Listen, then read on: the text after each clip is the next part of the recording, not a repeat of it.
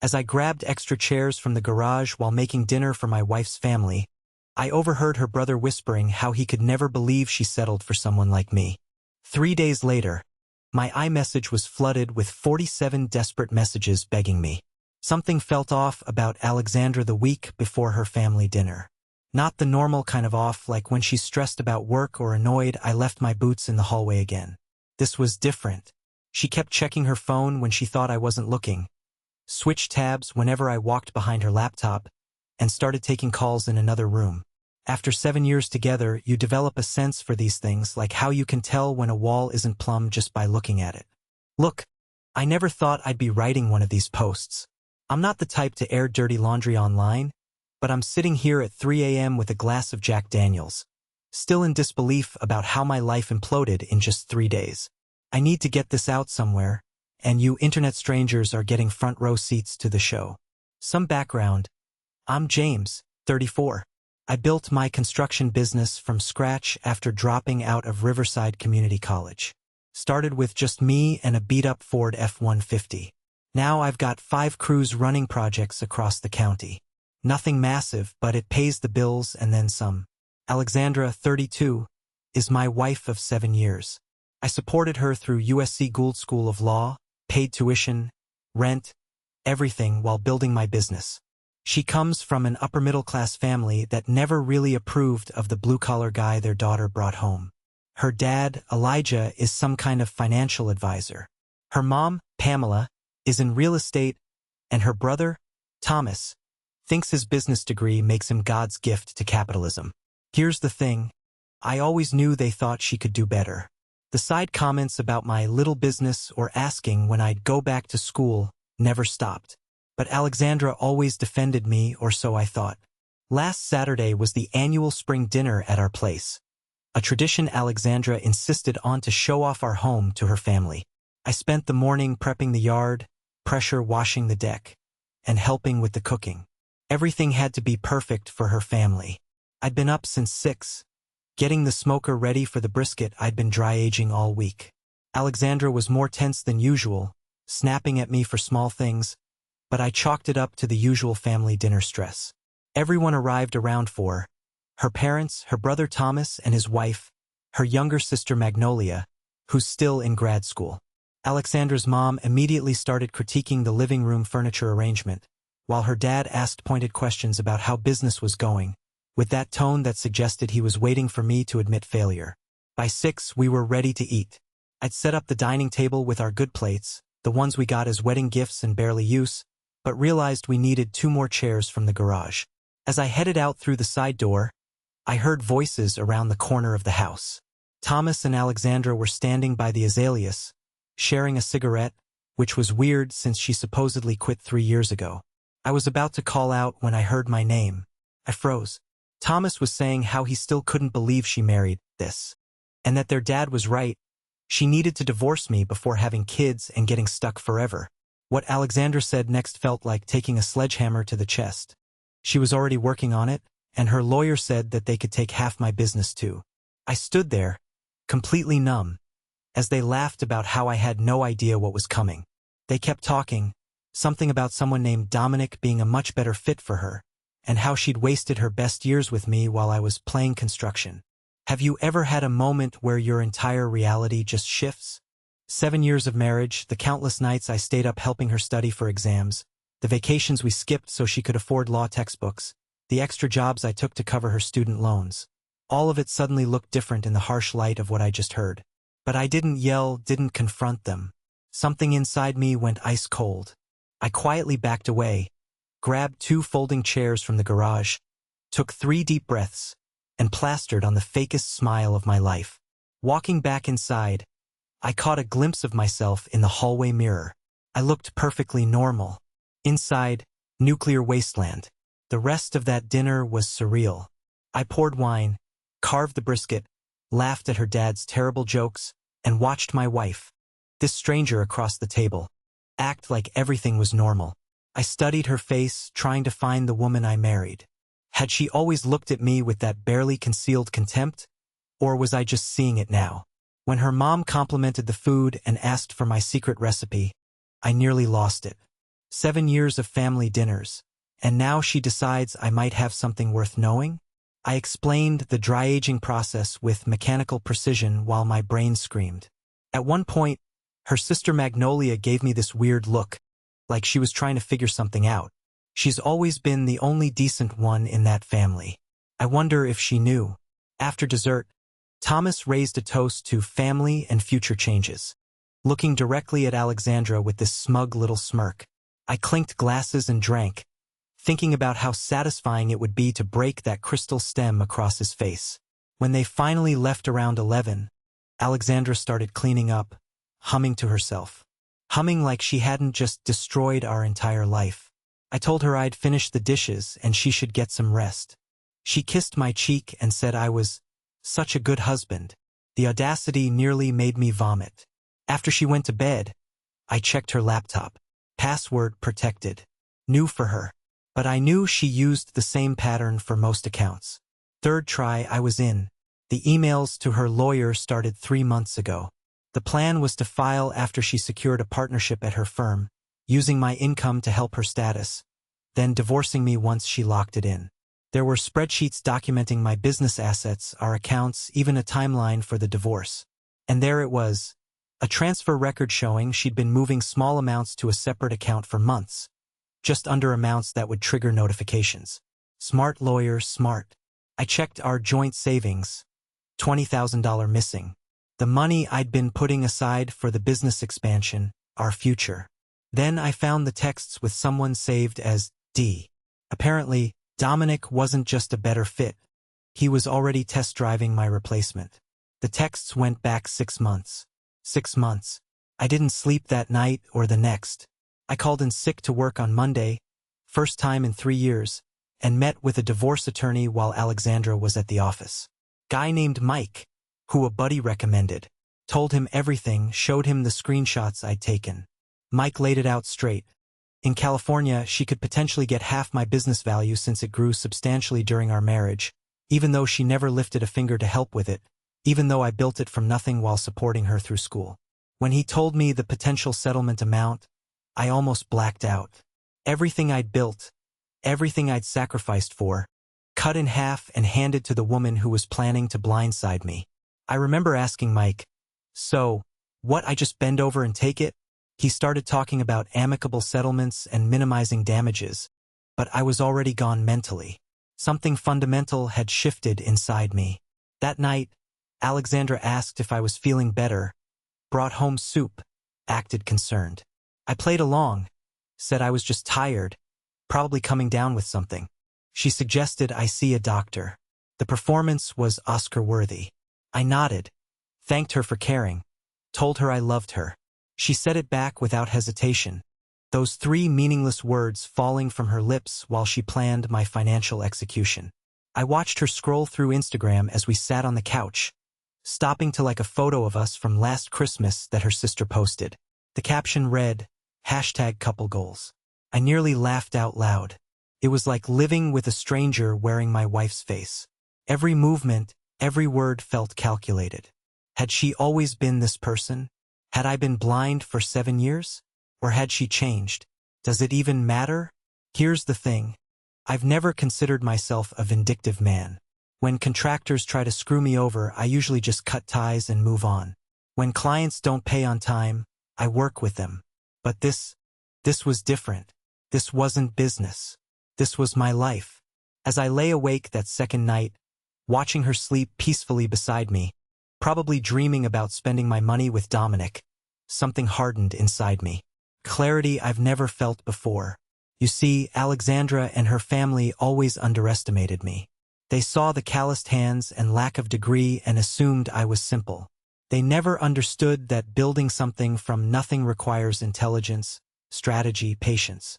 I started making phone calls the next morning, first to my bank, then to my business partner, then to a few key clients. By noon, I had a plan forming. By dinner, I knew exactly what I was going to do. Alexandra wants war? Fine. But she's bringing a butter knife to a chainsaw fight. This isn't about money anymore.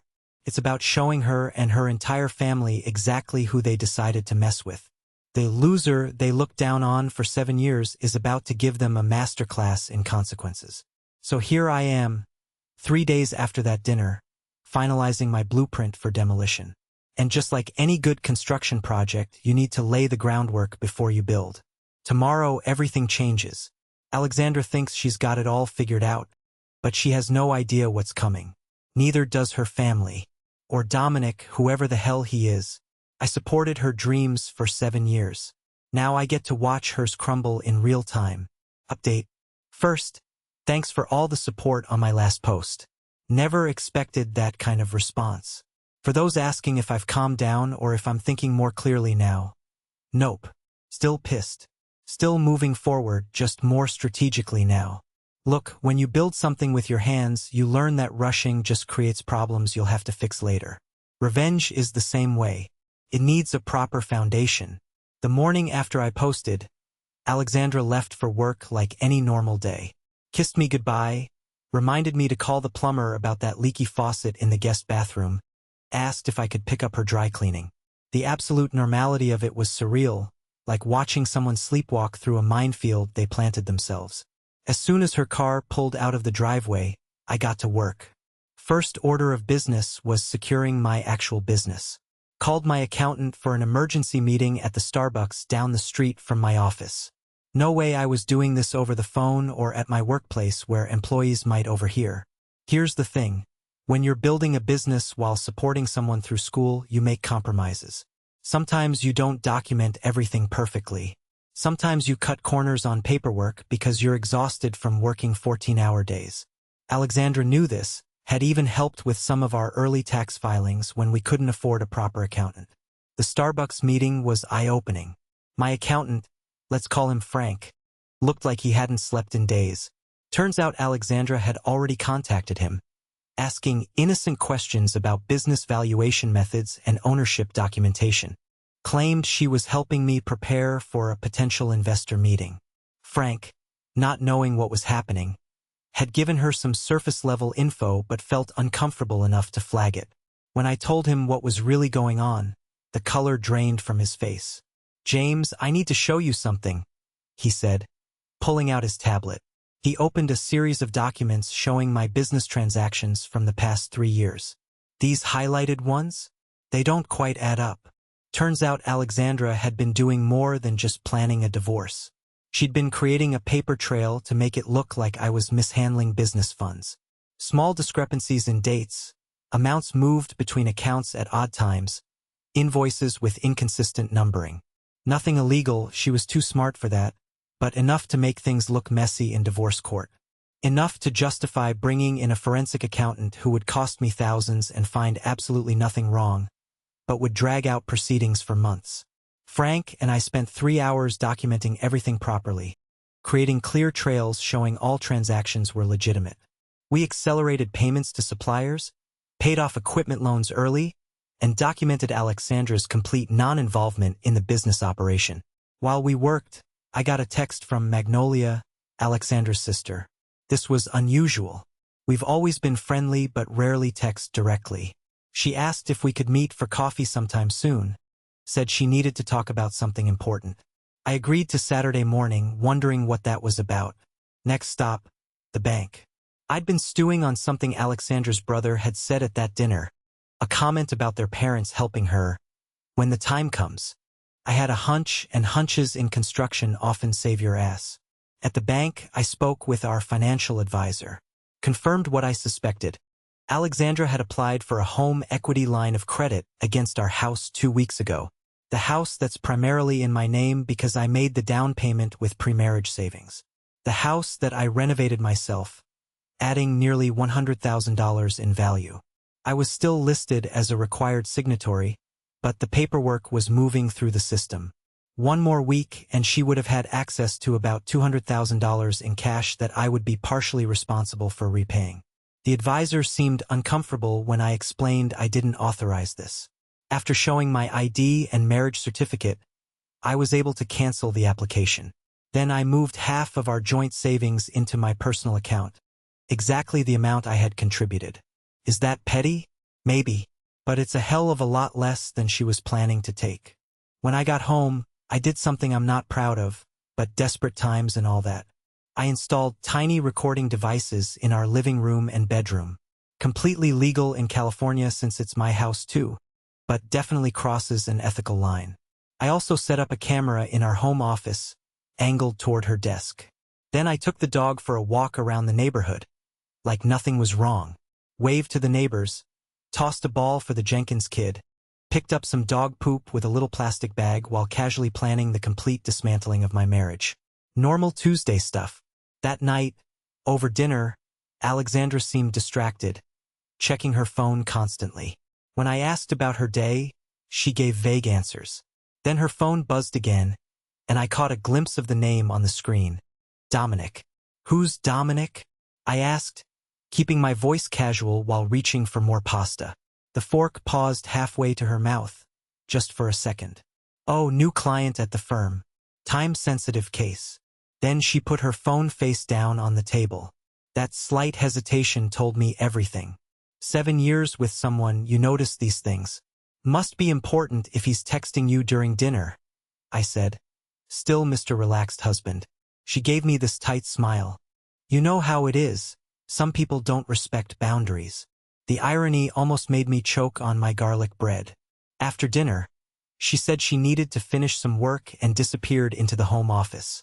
I cleaned the kitchen, making enough noise so she'd think I was busy, then silently moved to the hallway near the office door, which she'd left slightly ajar. I could hear her voice, low and intimate. Not her client voice, not her talking to family voice. Her bedroom voice. Can't just call whenever you want. No, he doesn't suspect anything. Just be patient. Yes, I miss you too. Each word was another nail in the coffin of whatever feelings I still had for her. The rage I'd been tamping down threatened to boil over. I wanted to burst through that door, to confront her, to end this charade right now. But that would have ruined everything. So I walked away, back to the kitchen, turned on the faucet, pretended to wash more dishes while planning my next moves. Here's the thing about building. Timing matters. Pour concrete too soon after the rain, it won't set right. Rush the framing, the whole structure is compromised. This revenge needed time to cure properly. Wednesday morning, I accidentally left divorce papers I'd printed out visible on my nightstand. Not filled in, just the standard forms from the county website. When I came back from my shower, they were slightly moved. She'd looked at them, but she said nothing. Neither did I. At work, I quietly began preparations. Called in favors from clients who owed me, not for money, for information. Turns out Dominic wasn't just some random guy. He was a close friend of Thomas, Alexandra's brother. They'd gone to college together. He came from the same kind of money as her family, the kind of guy her parents had always wanted for her. And here's where it gets interesting. Dominic had been at several family events I'd skipped over the years because I was working, birthday parties, a ski trip, even a cruise I couldn't go on because I was finishing a big project, the project that actually established my business. Through a mutual acquaintance, I learned Dominic and Alexandra had dated briefly in college before we met. The pieces were falling into place. This wasn't just an affair. This was a long game. While digging into all this, I also created a detailed spreadsheet documenting every penny I'd spent supporting Alexandra through school. Tuition, books, rent, the laptop I bought her for graduation, the bar exam prep course, the interview suits, the countless Ubers home from late-night study sessions because I didn't want her on public transit after dark. Grand total, $143,600. Not including interest I could have earned if I had invested that money in my business instead. That night, Alexandra initiated sex for the first time in months. I almost laughed at the timing. Was this part of her plan too? Keep me distracted and satisfied while she arranged my financial execution? I went along with it, performing as expected, feeling nothing but detachment as she play-acted passion. Afterward, while she slept, I sat in the dark staring at the ceiling fan, counting rotations instead of sheep. One thought kept circling. How long had our marriage been a lie? Was it always transactional for her? Was I just a stepping stone? Thursday morning brought my coffee meetup with Magnolia. I arrived early, checking Reddit on my phone while I waited. The support from you internet strangers was still flowing in. Some suggested extreme measures I'd never consider. Others shared similar stories that made mine seem tame by comparison. The solidarity helped somehow. Magnolia arrived looking nervous. She's always been the odd one in that family, more genuine, less concerned with appearances. She ordered some complicated coffee drink and picked at a muffin while making small talk. Finally, she took a deep breath. What she told me next confirmed everything. She'd known about Alexandra and Dominic for months. Had caught them together at their parents' lake house during that family weekend I'd missed because of a water damage emergency at a job site. She'd confronted Alexandra, who swore it was a one-time mistake. But it wasn't. Alexandra had confided in Magnolia recently, drunk after a family dinner I'd also missed, told her the whole plan. Stay with me until making partner, then upgrade to Dominic with half my assets as her golden parachute. Magnolia was telling me this because she couldn't stomach it anymore. Said she'd always liked me, thought I was good for her sister, couldn't understand why her family never gave me a fair chance. I thanked her for her honesty, careful not to reveal I already knew most of this. Asked her to keep our conversation between us. She agreed, seeming relieved to unburden herself. As she left, she hugged me and whispered that she was sorry. It was the first genuine human connection I'd felt in days. Thursday night, I set the next phase in motion. Created a fake business emergency. Called Alexandra saying I needed all hands on deck for a crisis meeting the next night. Major client threatening to pull out. Potential financial disaster. Needed her support and her family's advice. She hesitated, said she had plans. I pushed harder, let my voice crack a little, said I was scared of losing everything we'd built, played on her guilt. She relented, agreed to host an emergency family dinner Friday night, said she'd call her parents and Thomas. Perfect. Friday morning, I put the final touches on my preparations. Set up the dining room with printouts hidden in a folder by my seat. Loaded all the evidence onto a tablet. Screenshots, recordings, financial records, everything. Picked up her favorite dessert from that local bakery across town she loves so much. At work, I made sure everything was in order. Had a frank conversation with my business partner, who was understandably shocked but fully supportive. We'd been friends since high school.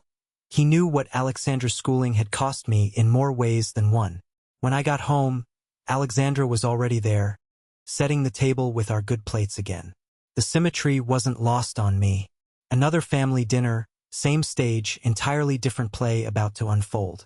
She seemed jittery, checking her phone constantly. When I asked if everyone was confirmed for dinner, she nodded distractedly, said her parents were bringing wine. Thomas and his wife would be there too. I suggested inviting Magnolia as well. Alexandra looked surprised but agreed, texting her sister while I watched. The gang would all be there. Perfect. As I headed upstairs to shower and change, Alexandra called after me, asking what the client issue was specifically, so she could prepare her thoughts. I told her I'd explain everything during dinner, wanted to go through it just once with everyone present. Under the shower spray, I rehearsed what I would say, how I would present the evidence, the order of revelations for maximum impact. It felt surreal, like planning a presentation for the most important client meeting ever. I got dressed in the clothes Alexandra had always said made me look most professional. Dark jeans, blue button-down, leather shoes instead of work boots. The costume for my final performance as her doting husband. Downstairs, I could hear her on the phone in hushed tones. Thanks to the recorder in the living room, I'd be able to review that conversation later if needed. But I already knew who she was talking to, already knew what she was saying. Let her have this last moment of thinking she's in control. Let her reassure Dominic that everything's going according to plan. Let her believe for these final hours that she's the smartest person in the room. The doorbell rang. Alexandra jumped, quickly ending her call.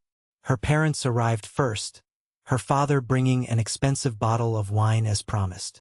He shook my hand with that same condescending grip, already asking about this business emergency, with barely concealed satisfaction in his voice. Thomas and his wife arrived next, followed shortly by Magnolia, who couldn't quite meet my eyes. The gang was all here, all the players in position. As we moved to the dining room, Alexandra put her hand on my arm, asking if I was okay. The concern in her voice sounded so genuine that, for a split second, I almost doubted everything. Almost wondered if I'd constructed an elaborate conspiracy theory out of coincidences and misunderstandings. Then her phone buzzed in her pocket. I saw Dominic's name flash on the screen before she quickly silenced it, and any last shred of doubt evaporated. I took my seat at the head of the table, the folder of evidence beside my plate. Alexandra sat to my right, her father to my left. The symmetry was perfect, just like the dinner where I discovered her betrayal. But now I was the one with secrets. As Alexandra's mother asked about the wine option, I caught Magnolia watching me with a strange expression, part curiosity, part dread. She knew something was coming, just not what. I stood up, wine glass in hand, and everyone fell silent, expecting me to explain the business emergency. I smiled at each of them in turn, saving Alexandra for last. Before we get to the reason I called this meeting, I said, raising my glass, I'd like to propose a toast to family, to loyalty, and to finally seeing things clearly. The confusion on their faces was just the beginning. They had no idea what was coming next, and neither did Alexandra. Final update. I've been staring at my phone for the last hour, watching the message counter climb. 47 text messages from Alexandra in just under 3 days, each one more desperate than the last. Look, I promised to tell you what happened at that dinner, and it was wild. I had just raised my glass in that toast to family, loyalty, and finally seeing things clearly. The confusion on everyone's faces was priceless. I sat down calmly and took a sip of Elijah's expensive wine. So, about this business emergency I mentioned, Alexandra squeezed my hand encouragingly. The absolute performance of it, I almost had to admire her commitment. Well, I continued, pulling out my tablet. I've discovered some serious problems that threaten everything I've built. Problems developing right under my nose. Elijah leaned forward with barely contained smugness. Financial issues? Cash flow problems? I've always said your business model seemed precarious. Actually, I said, connecting my tablet to our TV, the problem isn't with my business. It's with my marriage. The room went silent. Alexandra's hand froze on mine. James, she whispered, what are you doing? Here's the thing. When you're demolishing a structure, you don't start with the roof. You undermine the foundation first. So I played the recording of Alexandra and Thomas from the previous dinner, their voices filling the room. Thomas saying she needed to divorce me before having kids and getting stuck forever. Alexandra replying she was already working on it and her lawyer said they could take half my business too. I watched each face around the table. Thomas went pale. Alexandra's mother covered her mouth. Elijah's jaw clenched. Magnolia closed her eyes like she was watching a car crash she'd known was coming. And Alexandra just sat there, paralyzed as her carefully constructed plan imploded. Next, I showed screenshots of her texts with Dominic, carefully edited but still damning. 6 months, I said quietly. 6 months you've been seeing him while I've been working 60-hour weeks. I turned to her parents. Did you know she was cheating? Or just that she was planning to divorce me? Elijah tried to interrupt, but I wasn't done. I swiped to my spreadsheet. Every penny I'd spent putting Alexandra through school. $143,600. This is what I invested in our future, I said, while building my business from nothing. Next screen, documentation of her secret bank account and the canceled home equity application. And this is how she planned to thank me. The silence was deafening. Then 3 things happened almost simultaneously. Elijah stood up, knocking his chair backward. This is ridiculous, Alexandra. We're leaving. Alexandra grabbed my arm. James, please, I can explain. And Thomas, the coward, tried deleting messages under the table. Pointed at him. Those messages you're deleting? I already have them all. All the times you helped her plan this. Thomas froze, then looked at his wife, who stared at him with dawning horror. Alexandra switched tactics. It wasn't like that, she said, tears forming. I was confused, unhappy. We've been growing apart for years. Growing apart? I echoed. While I was paying for your education. while I was building a future for us. I hadn't planned to lose my cool, but something snapped. 7 years, I said, lowering my voice. 7 years I believed in us, and all this time I was just a stepping stone. Her father stepped in. Whatever problems you two have are between you. But if you think you can intimidate my daughter with this ambush, you're mistaken. We have resources you can't imagine. I laughed. Resources? You mean like the $20,000 she stole from our joint account? Or the helic she tried to take out against my house? As Elijah ranted about all they'd done for us, I noticed Alexandra texting under the table. That's when I dropped the final bomb. Did Alexandra tell you Dominic is married too? I said casually. The room went still. Even Elijah stopped mid-sentence. Yeah, found that out yesterday. His wife's name is Rachel. Very understanding when I showed her the texts between her husband and my wife. Alexandra's face drained of color. You what? We had coffee yesterday. Seemed only fair she should know. That's when Elijah lost it. Grabbed the edge of my dining table, the one I'd built by hand, and flipped it. Food, wine, plates, everything went flying. Alexandra screamed, her mother gasped. Thomas jumped back. I just sat there, oddly calm, watching 7 years of pretending crash around us. Magnolia was the only one who moved to help clean up. Our eyes met across the mess, and she gave me a small nod of respect, understanding. You think you've won? Elijah pointed at me, finger shaking. You're nothing. You build things with your hands because you weren't smart enough for college. My daughter made a mistake slumming with you, but we'll fix it. He lunged at me, actually tried to throw a punch. Thomas barely caught him, holding him back while he spewed threats about lawyers. Alexandra kept saying, James, please, let's talk privately.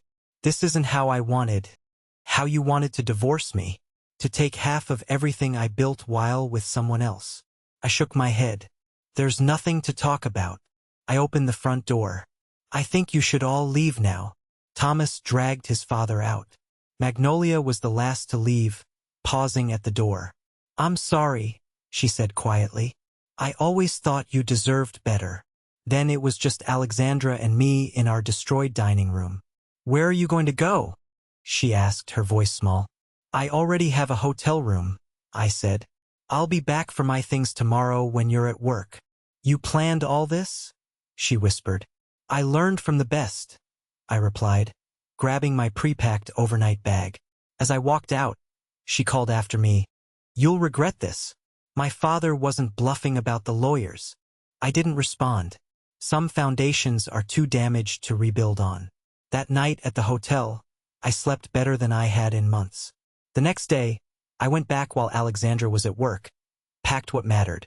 Clothes, tools, family photos, my dog stuff, and left my key on the counter.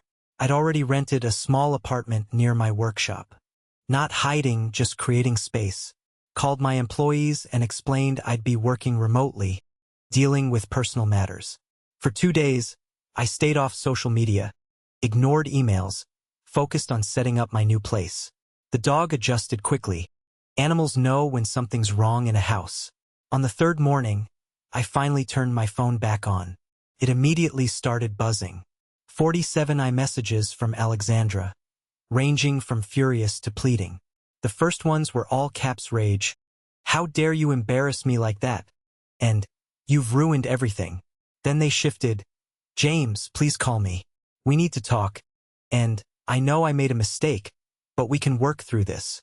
By message 30, she was bargaining. I'll go to therapy. I'll cut off my family. Just please talk to me.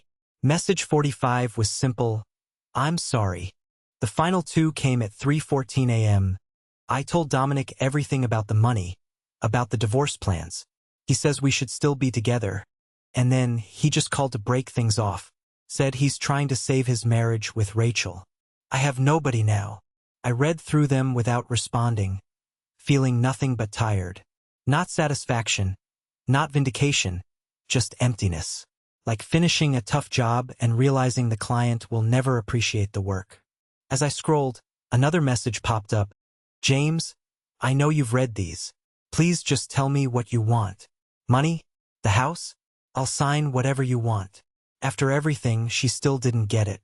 This was never about money. It was about betrayal, years wasted, trust stolen.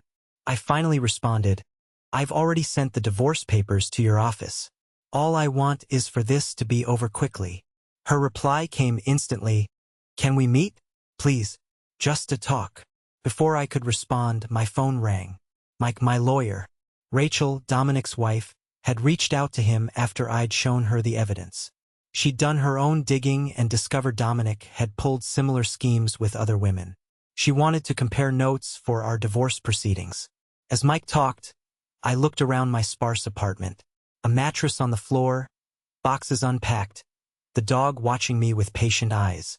This wasn't how I'd imagined my life at 34, starting over again. But sometimes you have to tear everything down to fix a compromised foundation. I agreed to meet Rachel for coffee, not romantically, but because there's solidarity and shared betrayal. After hanging up, I sent Alexandra one final message. "There's nothing to talk about. The marriage is over. Please direct all future communication through our lawyers." Then I blocked her number. That afternoon, I took the dog hiking. My phone buzzed with a text from Magnolia.